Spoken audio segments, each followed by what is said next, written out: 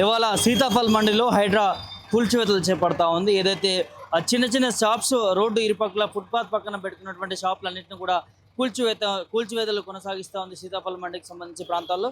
చూడొచ్చు స్థానికులు కూడా కొంత ఘర్షణ వాతావరణంగా మారుతూ ఉంది. స్థానికులు కూడా అడ్డుకుంటా ఉన్నారు. ఇటు హైడ్రా అధికారులను కావచ్చు ఎందుకు కూలగొడతా ఉన్నారు, చిన్న చిన్న షాపులు వేసుకొని మేము ఇక్కడ జీవిస్తూ ఉన్నాము, మా మీద ఎందుకు అక్కసు వెలగక్కుతూ ఉన్నారు అనేది ఇక్కడ స్థానికంగా ఉన్నటువంటి ఎవరైతే కూల్చివేతలకు గురవుతున్నటువంటి ప్రజలు కూడా కొంత హైడ్రా అధికారుల పైన కూడా వ్యాఖ్యలు మాట్లాడుతున్న సందర్భం కనిపిస్తూ ఉంది. సో ఇటు ప్రజలకి ఇటు అధికారులతో కొంత ఘర్షణ వాతావరణమే నెలకొందని చెప్పుకోవచ్చు. సో మనం చూస్తున్నాం విజువల్స్లో ఏదైతే ఈ జేసీబీని తీసుకెళ్లి ఆ పక్కన ఉన్నటువంటి షాపులు వాటన్నిటిని కూడా కూల్చివేస్తూ ఉన్నారు. దాదాపు ఇప్పటికే 150 నుంచి 200 షాపుల వరకు కూడా కూల్చివేసిన నేపథ్యం కనిపించింది. సో ఖచ్చితంగా ఇక్కడ ఉన్న పోలీసులు అందరూ కూడా వారిని అప్రమత్తం చేస్తున్న పరిస్థితి కనిపిస్తూ ఉన్నాయి. వారందరూ కూడా కొంత వీరి మీద కూడా చర్యలు తీసుకుంటా ఉన్నారు. ఇక్కడ మాట్లాడించే ప్రయత్నం చేద్దాం.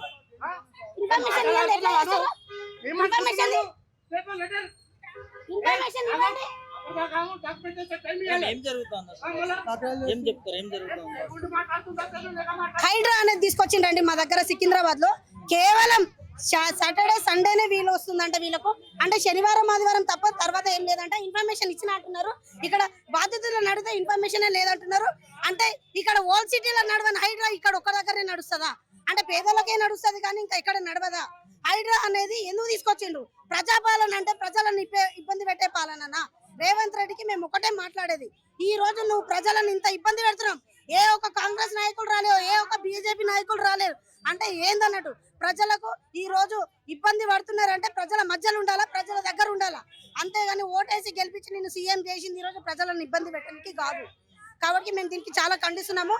ఈ రోజు మా సికింద్రాబాద్ అంటేనే ఒక స్లమ్, ఒక 40% రైల్వే ఉంది, 20% ఓయూ ఉంది, మొత్తం 60% స్లమ్ ఉంది. కాబట్టి ఏదో గరీబోళ్ళు చిన్న చిన్న దుకాణాలు పెట్టుకొని అమ్ముకుంటున్నారు. అక్కడ కూడా ఒక చాలా ప్రజలను ఇబ్బంది పెట్టి మేము ఏమంటున్నామంటే ఫస్ట్ ఓల్డ్ సిటీకి పోయి చూపించాలి. వాళ్ళు ఓల్డ్ సిటీలో ఏదైతే చేస్తుర్రో చూపిస్తే దానికి మేము దీనికి అగ్రి అవుతాము. దీనికి వీళ్ళకి కూడా ఒక లెటర్ అనేది ఇస్తే వీళ్ళు కూడా కోర్టుకు పోయేదానికి ఛాన్స్ ఉంటుంది. సాటర్డే సండే డైరెక్ట్ వచ్చి కూల్చివేయడం జరుగుతుంది. కాబట్టి దీనికి చాలా ఖండిస్తున్నాము. దీనికి ఏడికైతే ఆడికైతే ఆడదకపోతాం. మేము రేవంత్ రెడ్డి గారికి ధర్నా కాదు ఏదైనా చేస్తాము. మా ఎమ్మెల్యే గారు కూడా వస్తున్నారు, అందుబాటులో వస్తున్నారు ఇప్పుడు.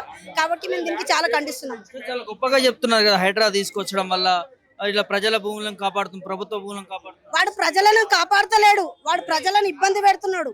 వాడు ఏం కాపాడుతున్నాడు అంటే ఇంతమంది గోస చూసుకుంటున్నారు కదా మీరు చూసినట్టయితే, ఇంతమంది ఏడుస్తున్నారు. పేద ప్రజలు ఏదో ఫుట్పాత్ మీద ఒక 4-5 గంటలు అమ్ముకొని పోయేటోళ్ళకు, ఎండ వాన అనుకుంటా వాళ్ళు ఏదో కూలినాలు చేసుకొని బతికేటోళ్ళకు ఈ రోజు ఇబ్బంది పెడుతున్నారు రేవంత్ రెడ్డి. ప్రభుత్వం మంచిగా చేస్తుందని ఎట్లా అంటారు?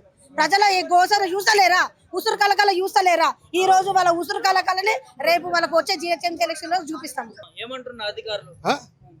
ఏమంటారు, మాకు పర్మిషన్ ఉన్నది మేము కూలగొడతామంటారు. పర్మిషన్ లెటర్ చూపెట్టమంటే చూపెట్టారు.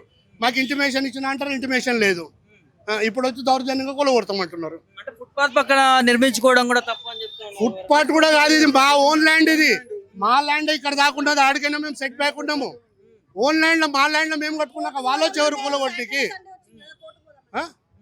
అదే మేము అడిగేది, డాక్యుమెంట్ అడుగుతున్నాం. సరే ఇప్పుడు చూపిస్తాం డాక్యుమెంట్ అని చెప్పినాం. ఒక్క 2 నిమిషాలు ఫుట్పాత్ మీద ఉంటే కూల కొట్టుకుంటే ఏం కాదు. ఇక్కడ మన ఇంటి ముంగట ఉన్నది ఎట్లా కూల కొడతారు? అట్లా ప్లీజ్. ప్రభుత్వం ఏంటంటే ఏదైనా చెప్పాలి కదా. ప్రభుత్వం ఫస్ట్ మనకి ఏదైనా చెప్పి తర్వాత దానికి ఆర్గనైజ్ చేయాలి. వచ్చి ఇరగొట్టేస్తా అంటే అట్లనే ఉంటుందా? ఏదైనా తప్పే కదా.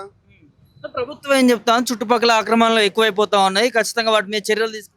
అవును సార్, అది కరెక్టే. కానీ ఇంటిమేషన్ తీయాలి కదా, చెప్పాలి కదా.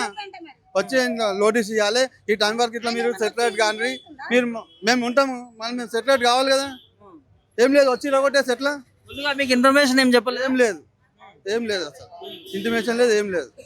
వచ్చి ఇరగొట్టేస్తారు. ఏమన్నా అంటే గవర్నమెంట్ కోర్టు నుంచి ఆర్డర్ వచ్చిందంట, అట్లా అంటే కోర్టు ఆర్డర్ ఇచ్చేసి ఏమైనా చేస్తారా? బ్రదర్ అసలు ఎట్లా చూస్తారు? ప్రభుత్వం ప్రజాపాలన అంటా ఉన్నది, అలాగే తెలియాలి. ఒక్కొక్కరిని ఒక్కొక్కలాగా చూస్తారు. అందరికి ఇట్లానే చూడాలి. ఇప్పుడు హైడ్రా అన్నప్పుడు ప్రతి ఒక్కరివి షాపులు ఉన్నప్పుడు బయట ఏమో ఓల్డ్ సిటీ వాళ్ళని అందరు వదిలేస్తారు.